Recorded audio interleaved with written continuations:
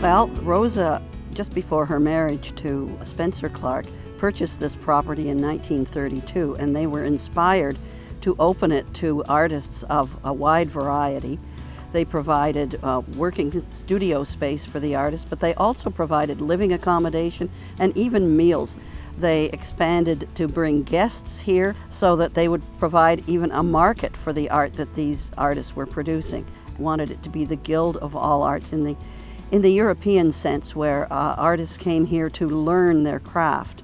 It's one of the only places, if not the only place in all of Canada, where you come to a unique natural setting, and you also see museum quality sculptures by some of Canada's most renowned artists.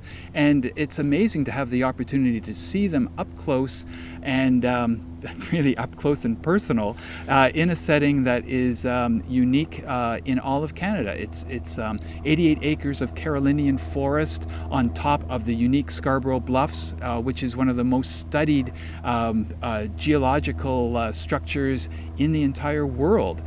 Well, in the late 60s and early 70s, Toronto was undergoing a building boom, and buildings were coming down all over the place, and they didn't maintain the history of them, the heritage of them in those days. So the people taking them down literally begged the Clarks to take these fragments that otherwise would have been lost. And the Greek theater that's right behind me here is a perfect example of that. It would have been landfill. People would have been driving over it instead of watching performances on it. There are actually a number of reasons for the park falling into its current state of disrepair. We have to remember that the original Guild Inn, it was built as a summer residence. It was never designed to be a full-fledged hotel or a restaurant. The goals of the Friends of the Guild is to bring whole park thinking to the park.